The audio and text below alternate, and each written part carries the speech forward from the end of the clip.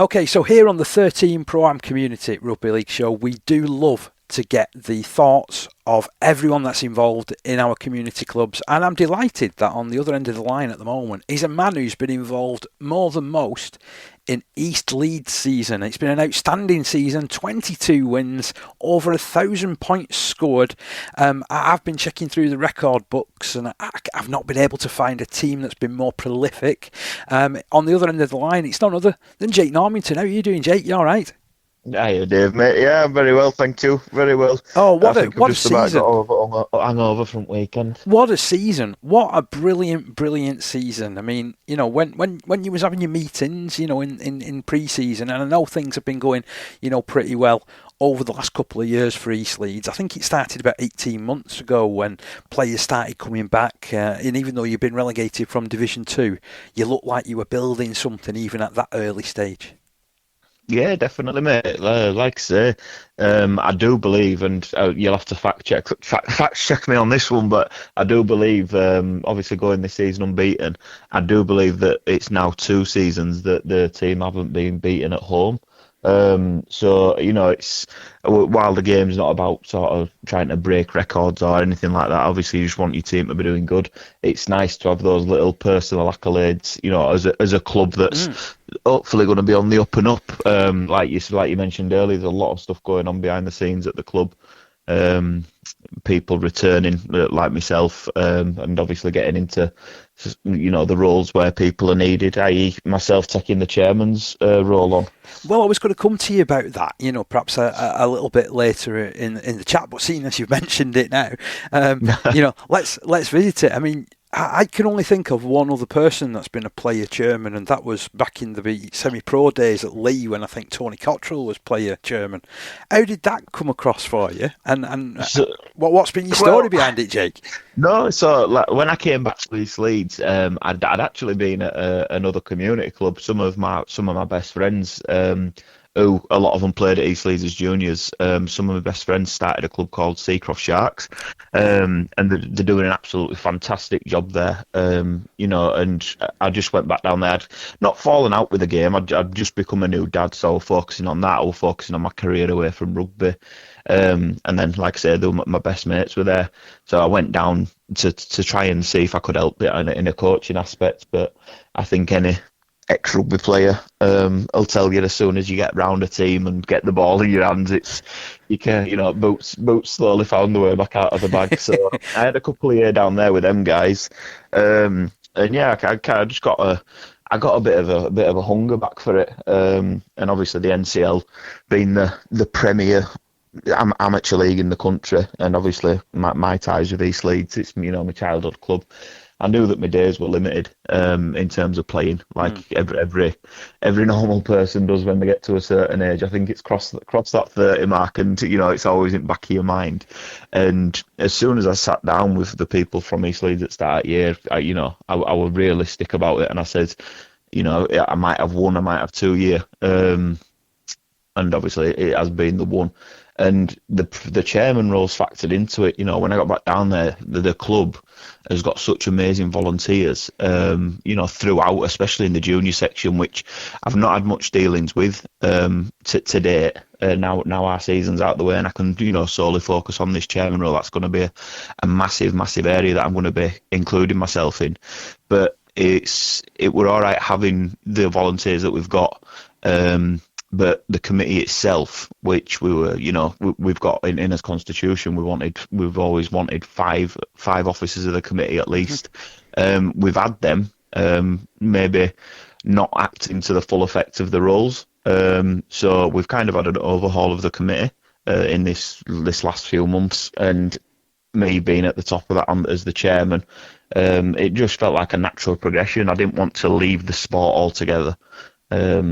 I wanted to obviously stay involved, and just being back at that club, it means so much to me. I've gone back down now. Now I'm a father. I've got my little girl, and she absolutely loves the place. So it just felt natural just to lend my hand in other areas about on a pitch. And to be fair as well, Jake, I mean that says a lot. I mean, I know you're saying that maybe you were realising you were getting to the end as a player, but you're only at the start really of what is hopefully now a long association in a very different role, and you can really shape the club's future over coming years, can't you?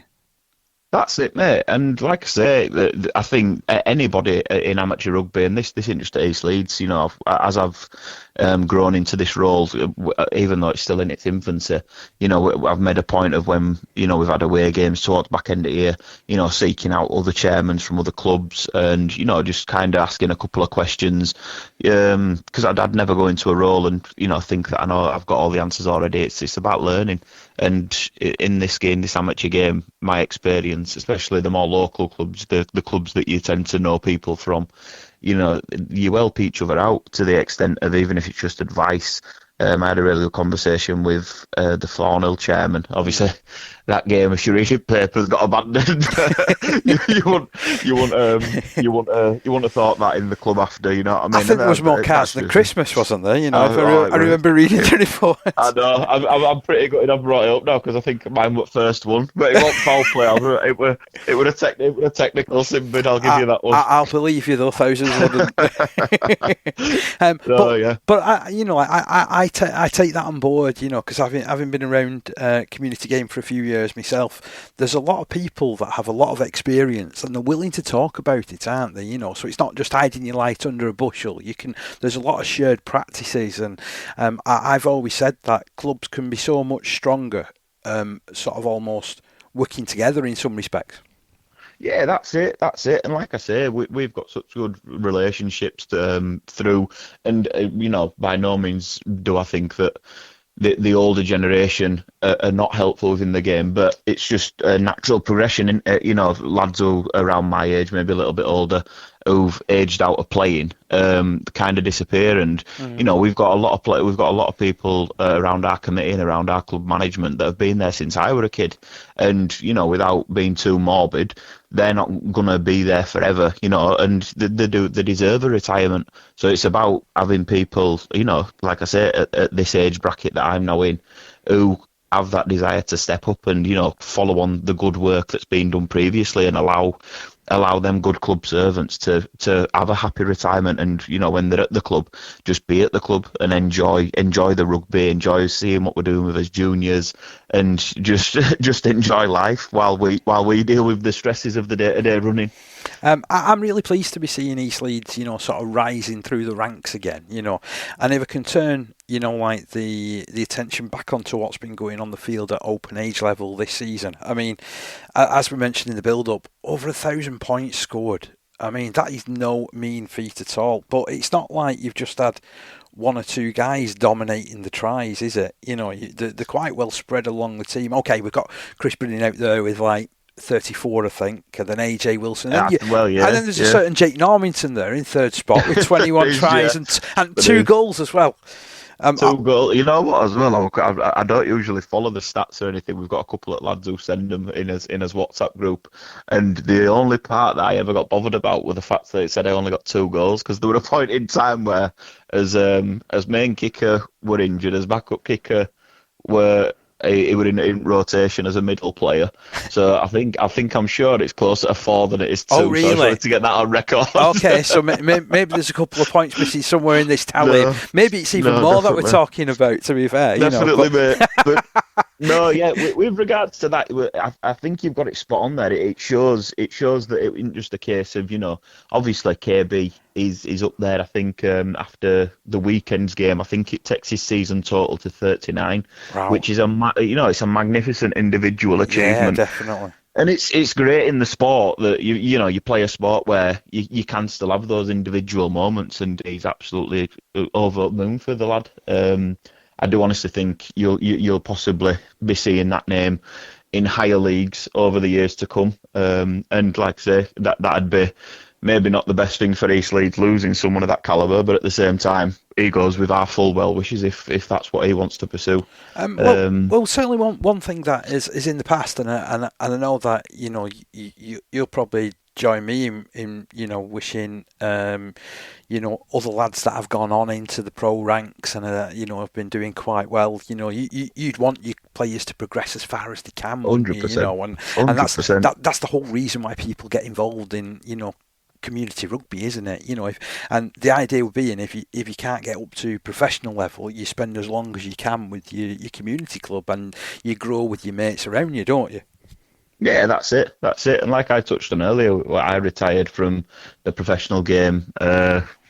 Blake, my little girl's going to be 7 soon, so it'll be around the 6, 7 year mark. When she came into the world, it was just the time that it takes up, which most people who know the game will know that semi-pro game, the lads work through the day, they do the training on a night, and to an extent, it's the lives are kind of busier than your full-time guys. You know what I mean? It's because they've got them two things to juggle, and then having families and stuff. I made the decision to I didn't want to have that time to juggle. I wanted that time with my little girl. So I had a couple of year away, and then that's when Seacroft came into it. It was my mates. It was a way to get back into rugby, and then obviously that then broadened my horizons into I want to have at least one more crack at the NCL, and fell on my feet when I first came down. I wasn't really aware of anybody else that was joining the club. Obviously, I knew the lads that were there. There's Captain Ryan Muffet, who's he's a absolute East Leeds faithful. He's been a stalwart, hasn't he? Proper stalwart.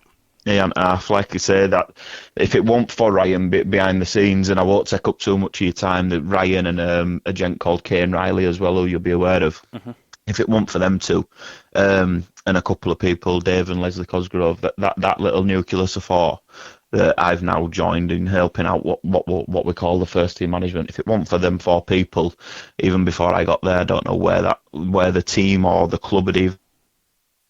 Absolutely amazing, the stories that I've been told, and then obviously I've been able to witness it this year.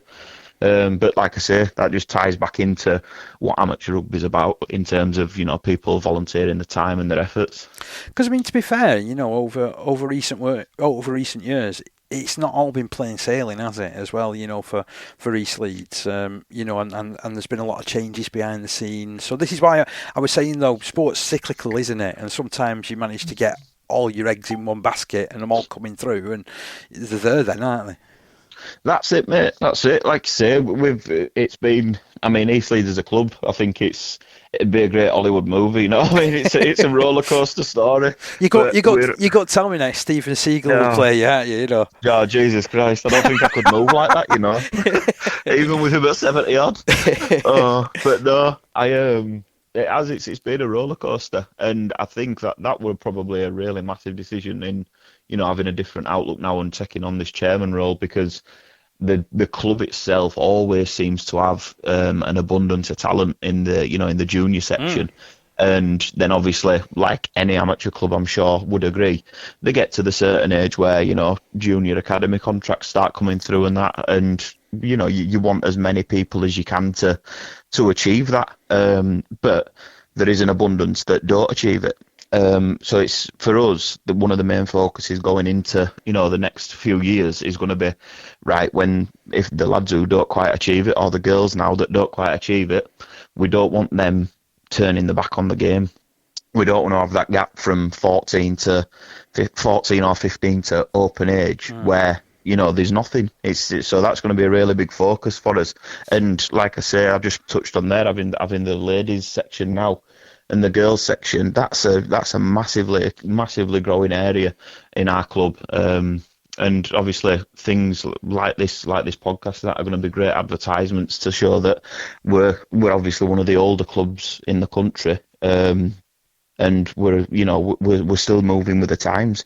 So yeah, there's some fantastic stories, but that are being written at the moment, isn't there? Like you said, with the whole development of the club. So from sort of like a first team point of view, then moving forward, are a lot of other lads still going to be around next season as you approach like Division 1?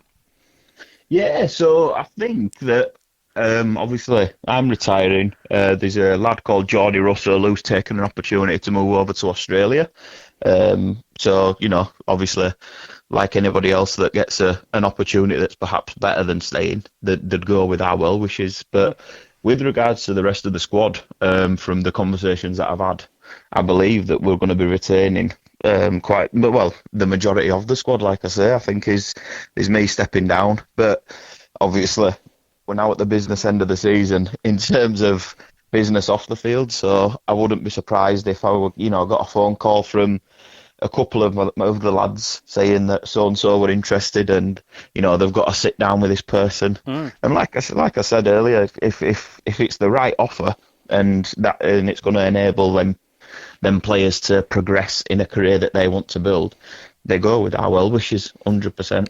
You had this last season, of course, with Thomas Mins, didn't you? Particularly, because he finishes right up near the top of the try-scoring charts, and next thing you know, Gula announced his signing. So that's it. Yeah. It shows that there's always people watching somewhere, isn't there? And there's always people that are looking out and looking for the next players that are going to step up, no matter what the level. Definitely, and one of the I was thinking before when we'd spoke about this interview, and one of the main things on our progression is and I've read it a few times now, across forums and across different websites. I hope we've not said it, by the way. No, I'm not going to quote anyone. No, I don't want to get myself in hot water. But no, I've read this term, the dying sport. And from what I've seen this year, obviously I've only really seen NCL Division 2. Yeah. The weekends that I've had off, I've been able to venture to see my mates at the Seacroft Sharks in Yorkshire Men's. And this idea of it being a dying sport, it just don't sit right with me. Because, like you just said, we've had last year Thomas Mins go on. This year, I honestly believe, and I'm not naming names because if people are already aware of them, they're going to already have the phone numbers to interview. So I'm not advertising them for free. I wouldn't expect you to, and to be honest, I think we're a podcast that also needs some cash. So like if we were going to give that, we want some money here as well. But never mind. Definitely, we'll go 50-50 if they're in your numbers. Then I do. I need to get some more. I need to get some more money in our bank account at East Leeds. Definitely, it'll go a long way. No, but seriously, we as a club do not believe that that's the case. We've seen it with his juniors, and like I say, the progression that you're going to see hopefully from our club is going to be massive. And like you just turn up on a Saturday, any rugby field, it's far from a dying sport. It's far from a dying sport, and this year at East Leeds, we've seen that in our crowds at the start of the year. We were getting 40, 50 people, and then this weekend just gone, in the absolute terrible weather that we had, as sidelines were just littered with umbrellas, people stood underneath them. So it just shows that if you've got a decent enough team and a club that are committed to promoting stuff, that what you can do with the game. So yeah, I do think that's fantastic. Yeah, we just need more effort in the game. That's all it is. I think that's fantastic, and it's great to hear that as well, especially when we're being fed figures along the lines of 30% less players or decreasing in player numbers, etc., etc. And let's be honest, there's no one thing that has affected that, has there? But it's nice to hear from what you were saying that at the moment, bearing in mind you're on this journey, and it looks like an upward trajectory journey, similar to like what we've seen over recent years with Waterhead, what we've seen with West Bowling, what we've seen with Wigan St Jude's. You seem like you're on, as a club, you're on this upward journey, aren't you, towards the top again? Definitely, and that's we obviously I was part of the playing group this year, so when we sat down at the start of the year and set as goals out, as only goal was promotion, and start that climb back up to where we truly believe we should be in the Premier Division. Now, and this is showing me age, I think it was about 10, 12 years ago that I were actually part of a team that did it at East Leeds and went from Division 2 to 1 to Premier. The issue then being, it was that everyone aging out, and yes. I went to Hunslet at that point, and then rest of the lads aged out, and that's when the first team kind of started to go back on the downward spiral, so to speak, that we've now climbed back out of. So our goal was to get promoted. The longer we've gone into the season and we've realised this group of players that we've got is a very, very special group of players, that we've now started looking at maybe a 2-year goal, a 3-year goal, and the end goal is definitely to be in that Premier Division.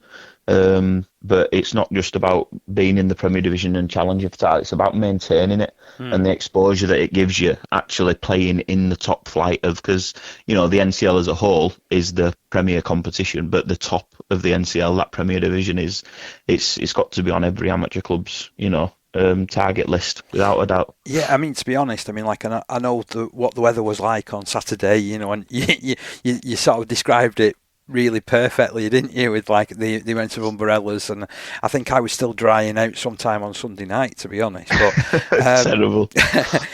but yeah, I went over to Siddle, and I saw the game against West Bowling for who would qualify for the National Conference League Grand Final, and I was sort of like thinking, isn't this fantastic? This is what we're about. This is what it is all about. So, to hear that, as a club, you've got the ambitions to reach to the very top, but then keep it sustainable after that. That's sort of brilliant.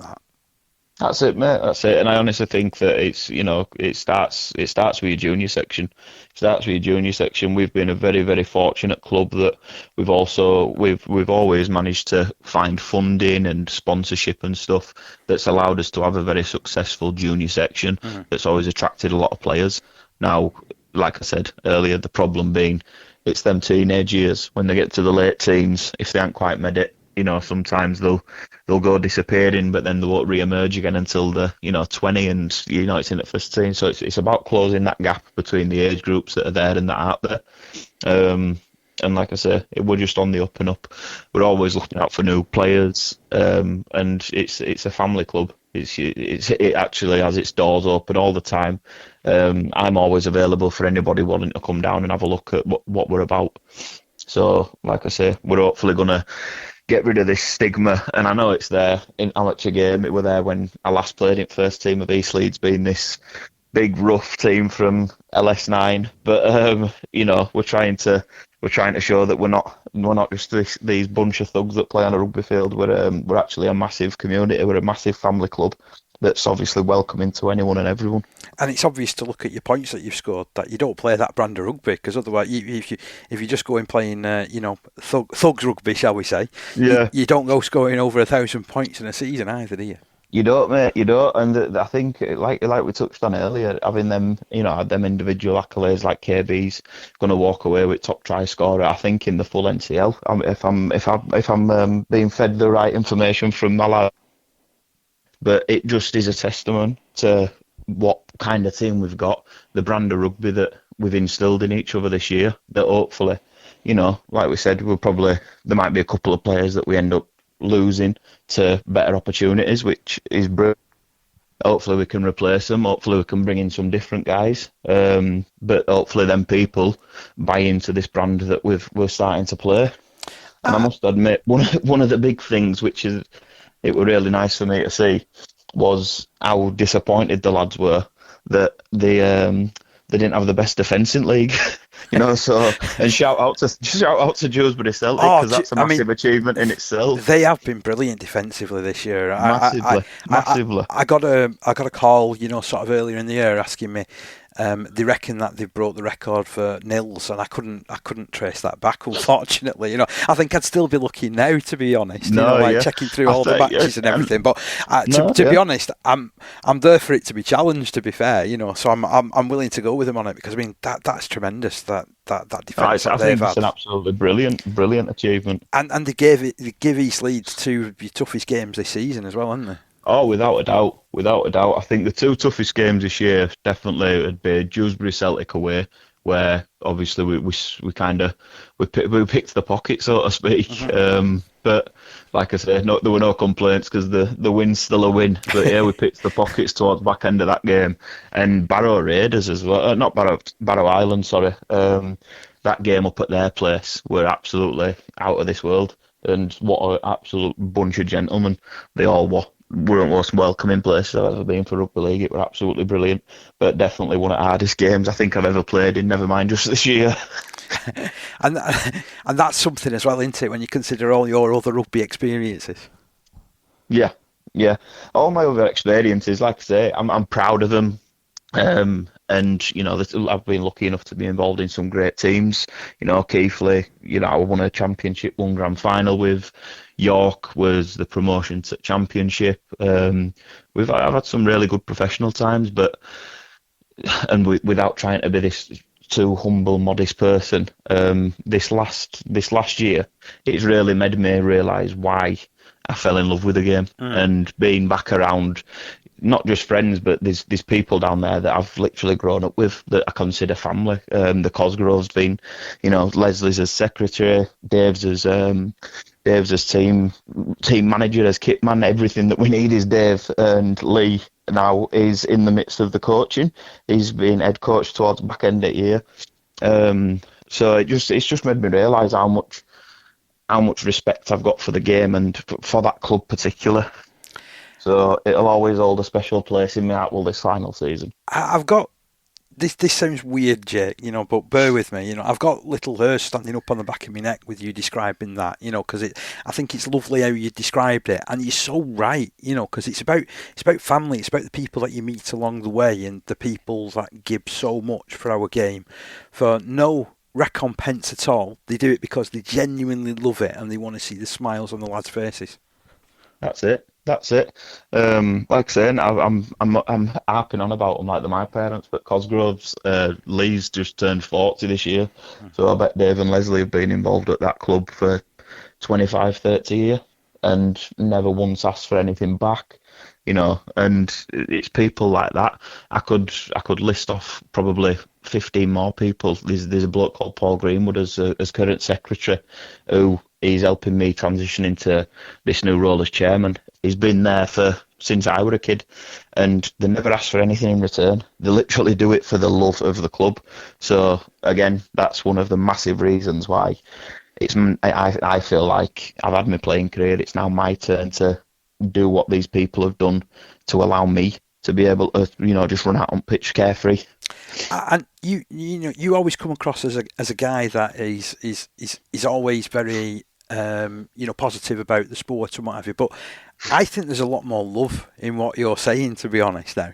Oh man, definitely. Like I say, when I played the game, I think you get different reviews of what kind of a player I was. Roughhouse centre, I think I'd seen somewhere. No checking sin bin columns from the years gone by.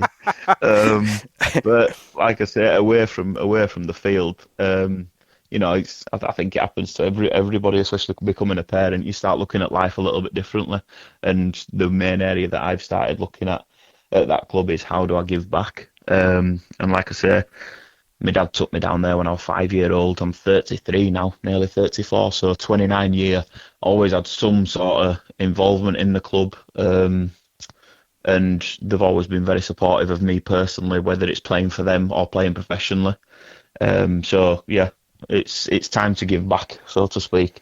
And like I say, it doesn't even seem daunting to me, because I go down there and I see the group of volunteers that the club have got, and by no means are we set. We could always use more, but at the same time, what we have got, they're an absolutely amazing bunch, and the kids as well. The kids are absolutely amazing. So I look forward to hopefully 10 years time sat doing one of these with you, talking about kids that are now on the bloody 12s doing what the first team did when I last played for them. And that's the beauty, isn't it? So you're now getting to, play this part of the next 30 years, aren't you? Really. That's it, mate. Yeah, that's it. But like I say, and I'll honestly do my best. And I told everybody the night that I got voted in that's all they'll ever get from me is my best, and I'll try and bring to them something different, and hopefully something more modern that we can advance the club with, and hopefully we see the results of that. We're going to put together an initial plan for the sort of next 3 years, and then once we start hitting targets, we'll probably start looking at further than that. But one thing that the game has got an abundance of is volunteers, and they never get recognition, or they never get enough recognition. So I think platforms like this are absolutely brilliant for you to allow people to give shout outs to the Cosgroves of the world, to the Greenwoods of the world.